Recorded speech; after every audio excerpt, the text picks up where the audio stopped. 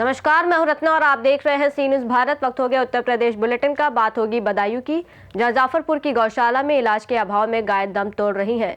साथ ही बात होगी बरेली की, जहां पुलिस ने बीती रात गश्त के दौरान एक शातिर आरोपी को अवैध तमंचे के साथ गिरफ्तार किया है।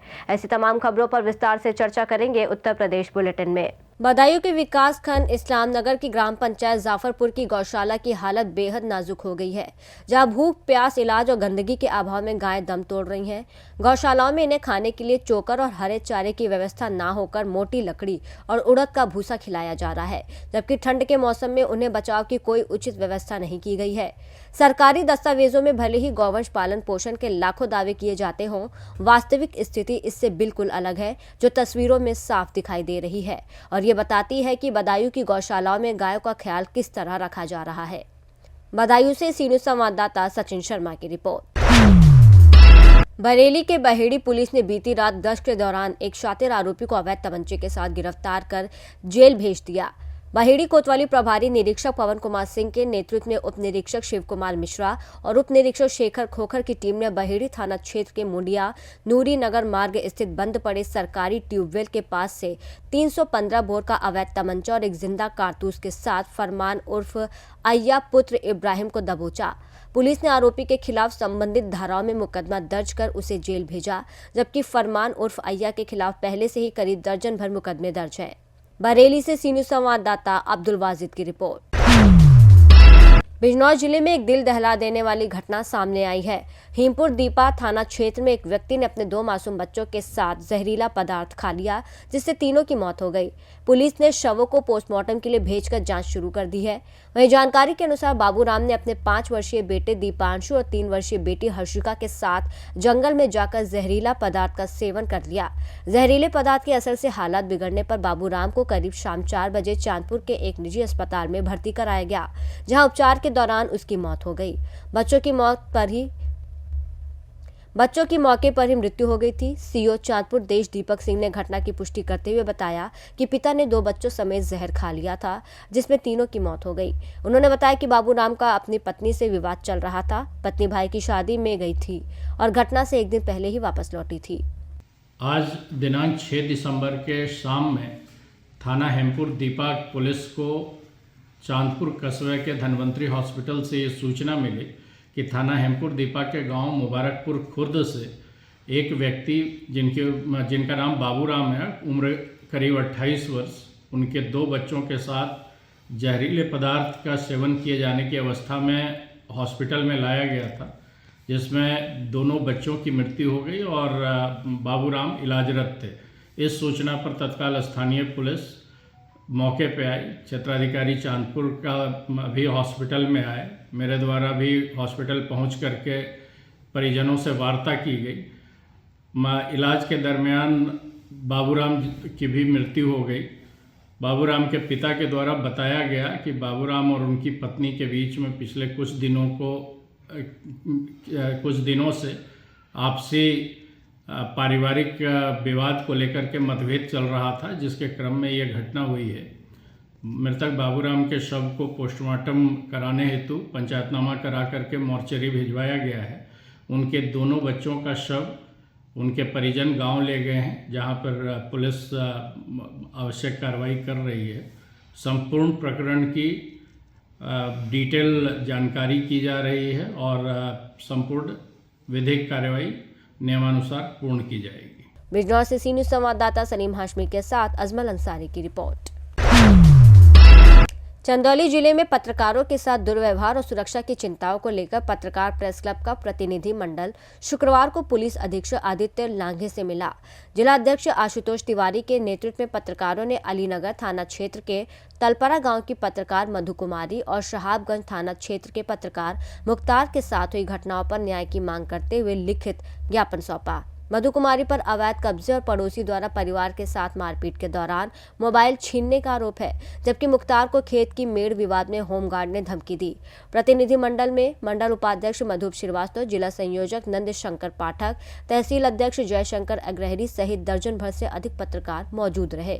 पुलिस अधीक्षक आदित्य लांगे ने दोनों मामलों में त्वरित कार्रवाई का निर्देश देते हुए दोषियों के खिलाफ शीघ्र कार्रवाई का भरोसा दिलाया। आशुतोष तिवारी ने चेतावनी दी कि पत्रकारों के उत्पीड़न को बर्दाश्त नहीं किया जाएगा और जरूरत पड़ने पर संगठन हर स्तर पर आंदोलन और कानूनी लड़ाई के लिए खड़ा रहेगा। साहबगंज चकिया थाने का भी कोई मैटर आपके पत्रकार को कोई होमगार्ड द्वारा गाली गलौज? देखिए, हम लोग पत्रकारों का संगठन है और मैं जिला अध्यक्ष हूँ, तो यह मेरा एक कर्तव्य बनता है कि मैं अपने संगठन में जुड़े सभी पत्रकार साथियों का मैं अगर कोई समस्या होती है तो उसका समाधान हो और उसका निवारण किया जाए। तो यही एक मामला है। साहबगंज में एक हमारे पत्रकार हैं, इब्रार जी हैं, आपका मुख्तार जी, इनका कुछ मेन रोड से संबंधित एक तथाकथित कोई साहबगंज के होमगार्ड हैं, जो इनको मेड़ भी ये नहीं काटते हैं, इनकी गाड़ी वाड़ी का पहिया उससे टच कर गया था, इससे संबंधित लेकर के इनको बहुत गाली वाली किए थे, इनके साथ जो है दुर्व्यवहार किए थे, तो वो इन्होंने रिकॉर्ड किया था। तो उस संबंध में हम लोगों ने सीधे कप्तान साहब से मिल करके वो रिकॉर्डिंग हम उनको सुनवाए भी हैं और उनको दिखाए। कप्तान साहब उस पर एक्शन लेते हुए तत्काल साहबगंज SHO को निर्देश दिए हैं कि तत्काल इसमें कार्रवाई। मैं पत्रकार आशुतोष तिवारी और पत्रकार प्रेस क्लब का चंदौली जिला अध्यक्ष जी। आज आप SP कार्यालय आए हैं, किस मैटर के लिए? आज हम लोग आए थे अपने पत्रकारों की सुरक्षा के संबंध में अपने कप्तान साहब से बात करने के लिए। हमारे संगठन के पत्रकार हैं मधु जी, जो कि अलीनगर क्षेत्र से हैं। अभी विगत दिनों इनके घर में घुसकर कुछ लोगों ने मारपीट किया था और इनका मोबाइल, जब ये वीडियो बना रही थी उस मारपीट का, तो इनके जो प्रतिवादी लोग थे इनका मोबाइल छीन लिए थे। ये जिस संबंध में ये अपने अलीनगर थाने में इन्होंने जाकर के सूचना दी, वहाँ पुलिस ने इनको सांत्वना और आश्वासन दिया। मारपीट का मुकदमा वो दर्ज कर लिए। मोबाइल के लिए उन लोगों ने कहा कि आपका मोबाइल हम 2 घंटे में दिलवा देंगे। फिर ये 2 घंटे बाद जब गई तो फिर कहे कि हम 2 दिन बाद आपका दिलवा देंगे, आप धैर्य रखिए। ये मान गई। मोबाइल के लिए लोग लगातार इनको दौड़ा रहे हैं आज तक, अभी तक। तो अभी SP साहब आपको क्या आश्वासन दिए? SP साहब आश्वासन दिया है कि मैं उस प्रकरण की फिर जाँच कराऊँगा और जो मोबाइल इनका छिनैती करने वाले लोग हैं, अगर वो मोबाइल नहीं मिलता है तो संबंधित मुकदमे में छिनैती की धारा को ऐड किया जाएगा। सुनने में ये भी आया कि कोई साहबगंज का थाने का भी मैटर आपके पत्रकार का है। हाँ। साहबगंज चंदौली से सी न्यूज संवाददाता गौरव श्रीवास्तव की रिपोर्ट। बाबरी मस्जिद विध्वंस की वर्षगांठ पर बजरंग दल ने शौर्य यात्रा निकाली, जिसे पुलिस और प्रशासन ने मंदिर गेट पर रोक दिया, जिससे आक्रोशित पदाधिकारी सड़क पर बैठकर हनुमान चालीसा का पाठ करने लगे। बजरंग दल और विश्व हिंदू परिषद के पदाधिकारियों के बीच यात्रा को लेकर जमकर नोकझोंक हुई, जिसके बाद नगर मजिस्ट्रेट संजय कुमार और CO सिटी ऐश्वर्य उपाध्याय ने हिंदू संगठनों से बातचीत कर समझौता कराया। यात्रा की दूरी कम कर गुरुग्राम के देवी मंदिर से स्वराज कुटीर तक 500 मीटर तय की गई और इसी दूरी पर यात्रा समाप्त कर दी गई। शौर्य दिवस है, जैसा कि आप लोगों को मालूम है, प्रत्येक वर्ष शौर्य दिवस हम लोग मनाते हैं, विश्व हिंदू परिषद बजरंग दल। तो उसी क्रम में कल हम लोगों ने एक लेटर हेड पे सूचना दी थी सिटी मजिस्ट्रेट साहब को। सूचना देने के बाद आज हमारा ये बजरंग दल का शौर्य दिवस का शौर्य यात्रा के रूप में कार्यक्रम था, जिसको हम लोगों ने किया है। कहाँ से कहाँ यात्रा थी आपकी? ये हमारी यात्रा स्वराज कुटीर तक प्रस्तावित थी, लेकिन किन्हीं कारणों से सुरक्षा व्यवस्था को ध्यान में रखते हुए उच्च अधिकारियों की वार्ता के क्रम में आदरणीय हमारे माननीय संगठन मंत्री जी विभाग के ऋषभ जी भाई साहब के निर्देश में हम लोगों ने इस यात्रा को यहाँ गुड़गांव देवी मंदिर से और काली देवी मंदिर तक तिराहे तक इस यात्रा को पूरा किया है। ये पुलिस ने रोका या आपने खुद किया है? नहीं, हमको रोक कौन क्या सकता है जब हमने बाबरी ढांचा को गिरा दिया, किसी ने नहीं रोक पाया। पता लगा कि वो हम लोगों ने अपनी स्वेच्छा से ही अपने संगठन की बात को मान के उच्च अधिकारियों से वार्ता के क्रम में अभी कुछ लोग आरोप लगा रहे बैनर फाड़ दिया हमारा। बिल्कुल फाड़ा है। कितने फाड़ा बैनर? बैनर फाड़ा गया है, वो अभी हम जानकारी भी उसकी करेंगे, लेकिन पुलिस प्रशासन की मौजूदगी में बैनर उतारा गया है। उसके विषय में अभी हम जिलाधिकारी महोदय और एसपी महोदया से वार्ता करेंगे। अभी हमारी टोली जाएगी, वहाँ बात करेंगे। और ये अत्यंत ही गलत कार्य किया गया है जो कि हमारे बैनर को उतारा गया है। बैनर किसके द्वारा उतारा गया? कौन लोग थे? प्रशासन के सारे प्रशासन के इशारे पर, पुलिस प्रशासन के इशारे पर कुछ लोगों ने बैनर उतारा है और वो अभी हम जानकारी पूरी कर लेंगे। उसके बाद जिलाधिकारी महोदय और एसपी महोदया से वार्ता करेंगे। जैसी कोई चीज़ नहीं थी। मैं अपना एक आयोजन रखा था 6 दिसंबर को, वो आयोजन था इनका। इन्होंने यहाँ अपनी एक सभा की और व्यक्तिगत रूप से अपनी यात्रा निकाली गई। यात्रा को लंबी रखने का था, लेकिन बाद में इन्होंने अपने सहयोग के सामने से अपने ऊपर से निर्देश प्राप्त हुए थे, उसमें यात्रा की लंबाई कम करते हुए सकुशल सब कुछ संपन्न हुआ। सब कुछ सहयोग से समन्वय से हुआ। कहीं कोई कंफ्रंटेशन वाली बात नहीं। पोस्टर फाड़ने का भी आरोप लगा? नहीं, पोस्टर वोस्टर कोई नहीं फाड़ा गया। तो गिर गया था हवा से, तो पुलिस ने वो रखा है इसको। उनको लगा कि ऐसा शायद क्यों फाड़ा गया, ऐसा नहीं है, कोई पोस्टर फाड़ा नहीं गया। फर्रुखाबाद से सी न्यूज़ संवाददाता आदेश की रिपोर्ट।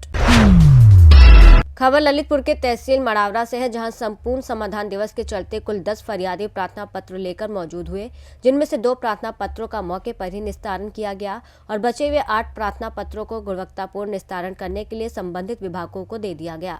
समाधान दिवस के दौरान उप जिलाधिकारी ने किसानों को यूरिया खाद की समस्या को लेकर विचार विमर्श करते हुए कृषि विभाग के अधिकारी को खाद की समस्या का निस्तारण समय अंतर्गत करने के आदेश दिए। समाधान दिवस में उप जिलाधिकारी शैलेंद्र चौधरी, पुलिस क्षेत्राधिकारी कृष्णकांत मिश्रा और अन्य विभाग के अधिकारी और कर्मचारी मौजूद रहे। ललितपुर मड़ावरा से सी न्यूज़ संवाददाता राकेश कुमार वैद्य की रिपोर्ट। पीलीभीत में जिलाधिकारी ज्ञानेंद्र सिंह की अध्यक्षता में तहसील पूरनपुर का तहसील संपूर्ण समाधान दिवस संपन्न हुआ, जिसमें कुल 53 शिकायतें प्राप्त हुई और मौके पर ही 2 का निस्तारण किया गया। कार्यक्रम में राजस्व, चकमार्ग और अन्य विभागों से संबंधित शिकायतें मिली थी। जिलाधिकारी ने अधिकारियों को निर्देश दिए कि वो अपनी विभागीय शिकायतों का गुणवत्तापूर्ण निस्तारण करें। उन्होंने बताया कि मुख्यमंत्री कार्यालय शिकायतों की गुणवत्ता की जांच कर रहा है और जहां आवश्यकता हो वहां पुलिस के साथ मौके पर निस्तारण किया जाए। इस अवसर पर 2 मृतक खातेदारों की विरासत की खतौनी उनके वारिसों को प्रदान की गई। तहसील समाधान दिवस में पुलिस अधीक्षक अभिषेक यादव, जिला विकास अधिकारी, उप जिलाधिकारी पूरनपुर, जिला विद्यालय निरीक्षक सहित अन्य जिला स्तरीय अधिकारी मौजूद रहे। सभी को निर्देशित किया गया कि जो भी यहाँ पर समाधान दिवस में जो भी समस्याएं आई हैं उनका गुणवत्तापूर्वक निस्तारण करें। सबसे ज़्यादा जो भी शिकायतें आई हैं वो रेवेन्यू विभाग की आई हैं, तो तहसीलदार, नायब तहसीलदार, इन सबको निर्देशित किया गया कि जा करके मौका मुआयना करके इन शिकायतों का गुणवत्तापूर्वक निस्तारण करें। इसके अलावा हम लोगों ने जो अभियान चला रखा है, जो अंश निर्धारण वाला, उसमें भी कार्रवाई हो रही है। एक गांव करके बारी से हम लोग उसको काम कर रहे हैं। बाकी खतौनी में जो निर्विवाद विरासत के जितने मामले हैं उनको में भी काफ़ी अच्छी प्रगति है। और जो भी विरासतें इस तरह हैं या अभी हाल में ही जिनकी डेथ हुई है, तो वो 13 वाले दिन जा कर के उनके घर जा कर के हमारे लेखपाल जा कर के वो खतौनी दे रहे हैं विरासत वाली। तो कुल मिलाकर के अन्य विभागों की भी शिकायतें हैं, लेकिन जो भी ज़्यादातर शिकायतें हैं वो राजस्व विभाग की हैं, तो उन पर हम लोगों ने पूरा ध्यान रख रहे हैं। कहा भी है कि जाकर मौका मुआयना करें और आपस में सभी विभागों का एक समन्वय ठीक ढंग से बने। जिससे हमारे चक रोड की बहुत सारी समस्याएं आई हैं, तो उन चक रोड में ये कहा गया कि मनरेगा से और राजस्व विभाग, डीसी मनरेगा और वीडियो तीनों लोग मौके पर जाएं और वहाँ पर जा कर के राजस्व विभाग चक रोड खाली कराएगा बिजली विभाग के साथ, उसके साथ डीसी मनरेगा और वीडियो साहब चक रोड पर मिट्टी डलवाने का काम करो, जिससे समस्याओं का निस्तारण बहुत जल्दी हो और बार बार वो शिकायतें ना हो। सर, अभी एक बुजुर्ग महिला आई थी, तो उसकी क्या समस्या थी और उसका क्या निस्तारण किया गया?